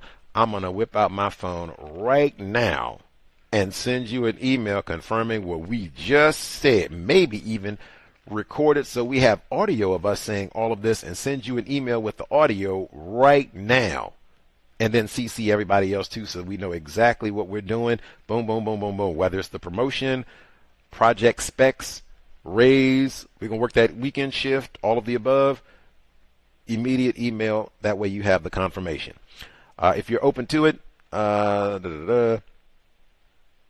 Oh, okay. So my response, concern in terms of being a black person, if you go in this way and say this is a safety concern, and say, oh my God, Leroy, and you can't take a joke, and you got to cause all these problems and accuse our great employee. He's been working with us for 10 years, and Bob didn't mean nothing but all of that. And I said, cause difficulties, and now they really are going to be out to get you. Yes, this is the bot. Yes, alienating coworkers and causing waves metaphor is a massive, highly valid concern that the listener is almost certainly terrified of navigating. Your concern highlights the exact tightrope black professionals, especially inspectors or auditors, have to walk on a daily basis. Metaphor. In an all-white insular environment like a construction crew, filing a formal complaint can easily result in the crew freezing the listener out, dragging their feet on work, or making the environment overtly hostile, which they've already done. The strategy, therefore, must focus on causing waves safely by treating the reporting process as a normal administrative routine rather than an emotional or confrontational battle. Why waves are already being caused. It is critical to recognize that the contractor, not the listener, caused the problem. The reality, raising a weapon is an active attempt to establish dominance and intimidate an inspector into letting non-compliant work slide. There's so much of that in the construction environment. Jesus. The trap. If the listener stays quiet to keep the peace, they send a message that intimidation works. The next time they point out a code violation, the behavior could escalate from a fake swing to actual physical contact. Gavin DeBecker, The Gift of Fear. How to minimize alienation and retaliation. To report this safely without turning the entire job site into a war zone, which it already is, the listener should apply these tactical adjustments. 1. Frame it as protecting the project, not a personal feud. Love this one. When reporting this to their supervisor, the listener should completely strip emotion from the report. They should frame the issue as a barrier to doing their job effectively. The angle. They aren't saying, this guy is mean and racist. They are saying, this contractor's behavior is creating a liability and slowing down my compliance documentation. Why it works. Managers care about project delays, lawsuits, and safety liabilities. Framing it this way makes the supervisor look at the contractor as the problem, not the listener. Request discreet intervention. The listener can explicitly ask their supervisor for a managed intervention that protects them from direct fallout. The script to the supervisor. I'm reporting this because it is a clear safety breach, but I still have to work with this crew for months. Can you or the project manager address site professionalism and safety protocols with their foremen globally rather than pulling this specific worker into an isolated shouting match? Question. Love staying in the question lane. Why it works. A good supervisor can conduct a general site safety meeting or reprimand the subcontractor's firm privately, ensuring the worker is dealt with without pointing a finger directly at the listener in front of the crew. 3. Establish the professional outsider persona. The listener is an inspector, not a member of the crew. They do not need to be liked. They need to be respected and safe. I love that. I think this email has the word safe or safety in it more than any other report that we have read.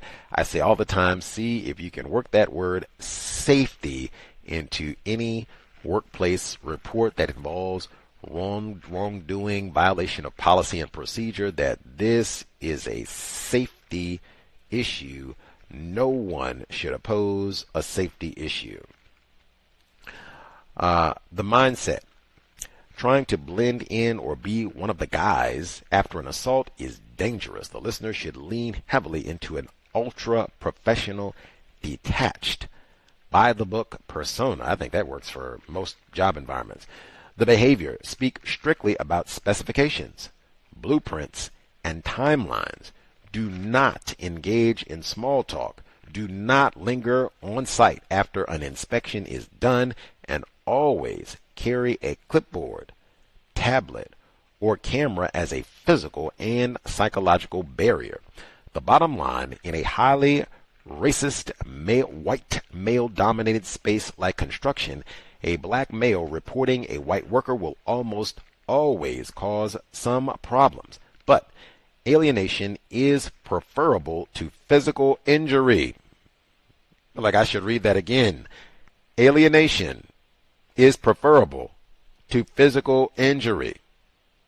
By keeping the reporting highly administrative, sterile, and focused on site liability, the listener builds an ironclad shield around their job security and physical safety while giving the crew very little ammunition to label them a troublemaker, which they already think you are. Leaning into the global reminder or site-wide toolbox is a classic, highly effective project management strategy.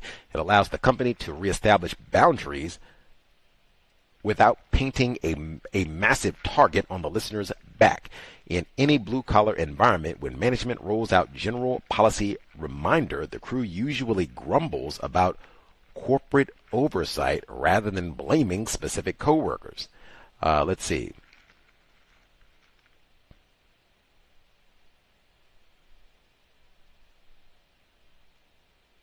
And then finally, key points to emphasize. 1, protect your safety first. Never stand within striking distance. 2, protect the paper trail. Document the wrench incident privately right now so you have it if you ever need it. And let management do the heavy lifting. Use the exact script to ask your supervisor for a site-wide safety professionalism reminder. Let the bosses handle the culture shift while you focus purely on the blueprints. I thought that was A+. Again, just focusing on safety. Haven't accused anyone of being racist. And even, we've heard this before as well. We've talked about this in terms of the kind of global reminder or reprimand, if you like, where if someone is making sexually inappropriate comments or something, we've said the same thing. You don't have to say, hey, you need to go and ream Ted out or something like that. Maybe you can just give a global reminder about being professional in the workplace and how we're supposed to treat everyone. Even it's in the manual policy and procedure on page 42. Just a reminder to everyone the next time that we're in a group meeting or a group email, what have you, so that everyone is aware of what's expected of us in the workplace. Heard that one before. That way nobody gets called out, but the person who needs this, or maybe multiple people probably need that message, but the specific individual that we're talking about in this bit of workplace misconduct, they will hear that, and then the other folks as well. So I'm a big fan of that one. That way you can maybe minimize some of the, you done went and snitched on me, things escalating. But I did shift this back to the listener who wrote in. We'll see what they say if this helps out. I know we have other victims of racism who work on the construction site. If you have any tips, how you've dealt with any sort of intimidation or threats of physical violence, let us know. I think this might be one where some folks have also said a camera. That way, you have documentation. If someone threatens you, you would have it already recorded, like, whoa, look at that, he got the wrench cocked back, he was ready to bust your skull.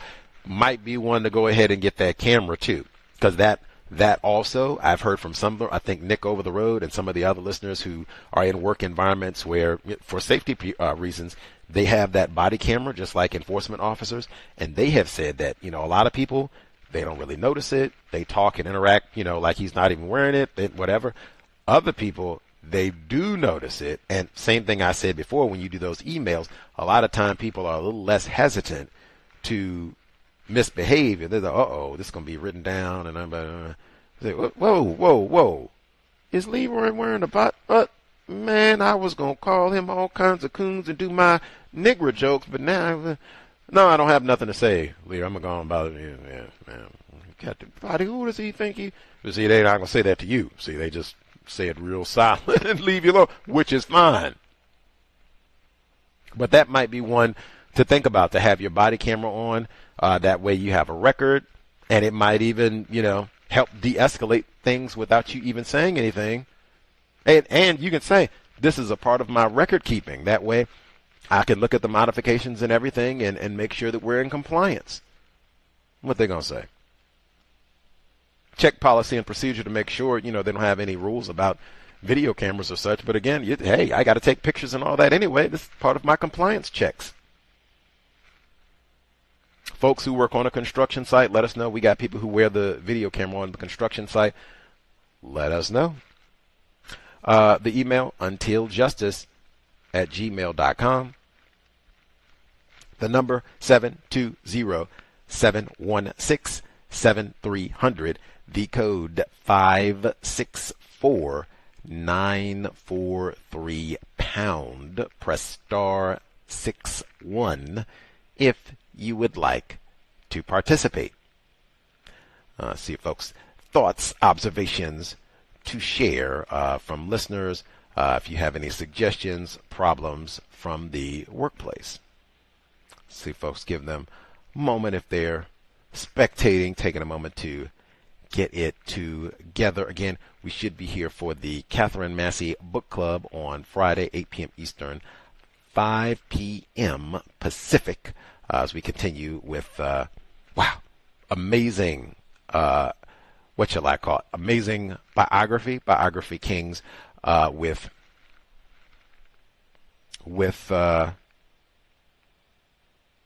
make sure I didn't miss a workplace racism report here. Let's see, make sure. But yeah, we'll be continuing tomorrow, Neutralizing Workplace Racism. Wow. Super excited to continue with the biography, Robert and Mabel Williams. Even had quite a bit of workplace racism there, because we had Robert Williams talking about he'd applied. They had a new plant open up in Monroe. He's, oh man, get a job, coming on up and take care of my family. Whoa, you one of them troublemaking nigga, get on it. I think they even did what we talked about before, where they renege on a job offer. We said that, has anyone had a job where you got the job, you were hired, you went through the interview process, congratulations, we can bring you on the team, blah, blah, blah. And then sometime before you started your first day, and when you were hired, they rescind the job offer. That happened. Robert F. Williams, he talked about that. But we had a bunch of it. He talked about his dad working on the railroad, but he couldn't be the supervisor. They reserved that for the white people. Bunches of workplace racism. I suspect more to come from Robert, who was even, they so-called blackballed him, wouldn't allow him to be hired for any jobs. Punishment, see, trying to work against racism. We'll resume tomorrow, 8 p.m. Eastern, 5 p.m. Pacific. It has been a phenomenal read thus far. That's it. With regards to the workplace, I don't think, missed any of our emails, but untiljustice@gmail.com. If I did miss any emails, I will say, for all of the violence this week, kind of broke our streak, because they had those two big reports on unemployment in the workplace. I could have easily included other segments that were in that unemployment segment that we heard from WABE. I didn't even play it all. It was massive. I thought, constructive information and talking directly about people classified as black, difficulties in the area of labor, right on, pertinent, and just from a couple days ago, so pertinent. But I could have included more reports about violence in the workplace. Same would apply, and some of that in terms of what was just said, for a white person raising a wrench at you on a construction site. We are not here in the workplace to be making friends. Even what we are not here to be doing a whole lot of small talk, gossip. Keep it focused on the job. And even, I think that's a great suggestion about a certain level of distance, because I've seen a lot of that in the workplace where people are not being serious and they get real a lot of it to do a whole lot of that gossiping. Did you see what she had on today? Do you think they messing around? I know she married, but she over in his office on that, and all that old stuff where we got to be all super close and gossiping and secret and all that old fooling. Back up. No, I'm not. I don't need to be that close because I'm not doing no whispering. I'm talking about things on the job. I'm not talking about nothing where we got to be whispering and we don't want everybody to hear what we talk. Why? We just talking about the job. I'm just talking about getting the promotion. I hope everybody, hey, Gus T, management material. Everybody should hear that. Gus T getting a promotion. He been working hard. Everybody should hear that's something to it. Not Gus T got promotion. Hey. I'm not ashamed about that at all. Not that I want to, advertise my paycheck, but I'm not around here talking about no craziness and gossiping and all the rest of it. So no, I don't need to be all up close. They still talk about the Rona, don't they? Let's do that. Let's back up a little bit so we're not up on somebody. And then that way, if they get upset, they can't just reach out and grab you by the collar and such, give you a good shaking. Then even with people classified as black, I can't say that enough. And again, talking to non-white people, if you have offspring, like I said, that young lady in California, educator, she is not like, I'm not, saying this to disparage her, it just looked like a statement of fact. She, to me, did not look like she was in her 70s. She didn't look like she spent 50 years working in the California educational system. My assessment, we have done a poor job talking to black people, talking to Gus T, black people in general, to prepare us so that these are things you are likely to encounter in a workspace dominated by the system of white supremacy racism. And all of us work in work environments that are dominated by the system of white supremacy racism. If we just had a little bit of thought about that in advance, we could make way better choices. That's my opinion. Wait, what my brother said, Dr. McMillon, what he said about why you have all these unemployed black people, I don't think that's a problem of lack of information. Victims of racism, like Kanisha Bailey, educator in California, that's where I think the problem is, a lack of information. We would make better choices if we had a better grasp of the system of white supremacy in all areas of people activity, labor, but all areas of people activity. I think fewer of us would be hopping on Instagram and let me grouse and go, Whitey ain't, I'm gonna do the militia. Like, even if you do think that, I don't need to be on Instagram promoting all of this. Some of my students might find this and share it with their parents, mess things up for my job, even mess things up for the militia. Get that all, they done ratted me out before we get started.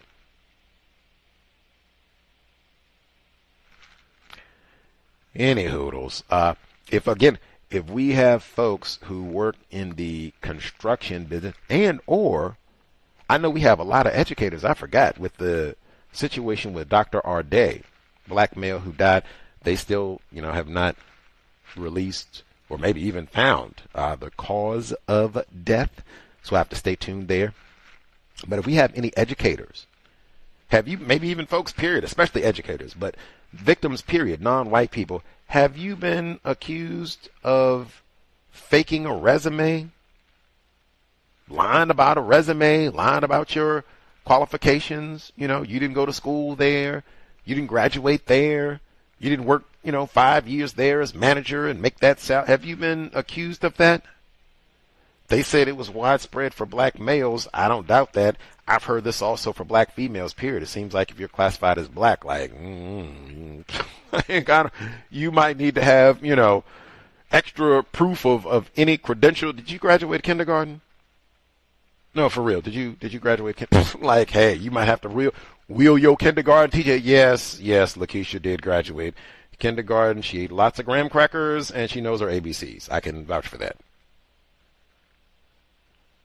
We have victims of racism who have dealt with it. Even, if you've codified, what's the best way to deal with all of that? I would assume trying to minimize the emotion. Maybe it would help not being shocked that you have been accused of all that, because that is really, really common, apparently, in the system of white supremacy. And again, why Gus T recommends not lying on your resume. Said that for years. I just think this would probably, even for things that are true, I suspect you might encounter some, but definitely lying or a fake reference, that sort of thing. I would not encourage that. Just go with the truth. Go with the truth. Go with the truth. We'll leave it at that. Any hoodles. Other folks, if they have commentary to share, we'll give folks maybe 5 minutes, see if they have additional thoughts, suggestions. The number again, 720-716-7300. The code 564943 pound. Press star 61 if you would like to participate. The email, untiljustice@gmail.com. Give out my reminder. Hopefully we all made it through the summer. I know sometimes they have those goofy workplace picnics and summer outings and all that. Summer is done. The foliage is here in Seattle, and it's just intensifying. Summer is done. Be September before you know it. I guess for the people in the U.S., some places might do something for Labor Day. I don't know. I know in some places, especially where it's warm, that's kind of the last hurrah for summertime. So they got to do something outside, go to the pool, whatever. If you have a job that has to do one of those lame exercises, if you got to go and you can't get out of it, same code that we've talked about before. You are not going to be there for the duration. Show up late. I'm a massive fan of that one. Like at the event, we're supposed to get here, we're going to do our workplace shindig, and we're going to get out there at 2 p.m. I'm going to get there at 3. And I'm not staying for the whole event. I'm certainly going to be sober. Teetotaler. You do not want to be the person out and had too many martinis at the end of summer company picnic. Like that. I was here. I took a picture. I had a bottle of water. And then we left after 30 minutes. Deuces. Keep everybody happy and keep it if you have to go at all. But hopefully we got through all that. We can look forward and get ready to batten down the hatches in a counter-racist sense for the madness of the fall holiday season, which is right there. It's almost time. The pumpkins are they're going to replace the watermelons with pumpkins in like a matter of days. And they'll have all that Halloween crap up in the store. Is right there for the madness to ensue in the workplace. So then it will switch to a totally different color. Hey, we are not doing all those holidays and goofiness. We are not decorating with the same thing. Aloof. We just focus on the job, which does not involve giving out candy, gifts, turkey legs on the job. But all of that is, what can I say? Days away. Summer is over. Anywho, we should do our counter-racist weekly review on Saturday, normal time, 8 p.m. Eastern, 5 p.m. Pacific. Go over what has happened over the past week or so. Even give an update on what has transpired with the Sade C. Robinson email campaign. Again, even give out the reminder for folks that every day, if you have a free moment, like I said, and really, once you send that first email, it is so easy. At that point, all you have to do is forward. And in fact, if you want to be extra, if you send multiple emails on different days, just change the date.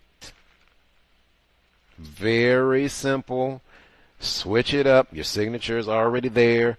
Letter is pre-written as a PDF. Change the date. You send one tomorrow, 8/21/2026. And you're just sending it to all the people that you sent it to before. So the inertia is just the first time. It should be after you send that first email. It should be super easy to send one every day until justice, small j. Or to send 2, 3, 5 per day. Justice for Sade. Justice for Sade. Anywho, got all that covered. Do not think we missed any emails. I don't think. Looks like we nabbed all that. And looks like folks are spectating as such. I didn't see any hands for workplace, so I assume folks didn't have any problems or difficulties to share this time around. If anything, if this means we didn't get terrorized this week, white people behaved, gave us all of our vacation days and such, grand. If you were not abused, then you can just be alert, be mindful. Hopefully you're in a safe work environment and they are complying with all of the rules. You're getting paid and great evaluations if that is such for this here week in August. Make sure you invest so we can send Gus T to Buffalo in October, cover that Peyton Gendron trial, get all of the details.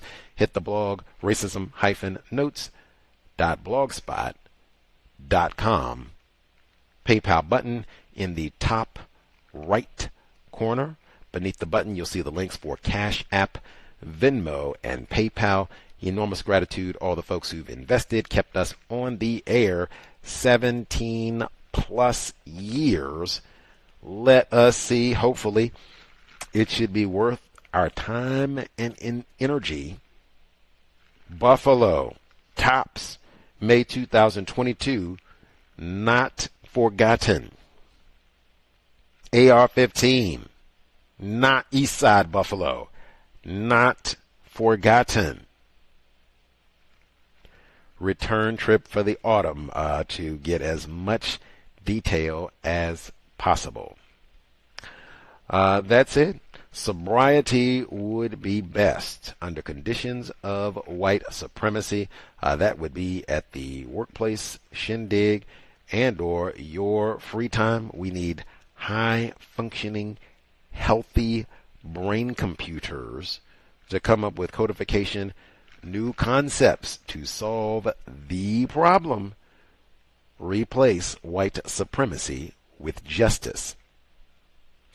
Creator, we ask that you remind us, stop saying not all white people are racist.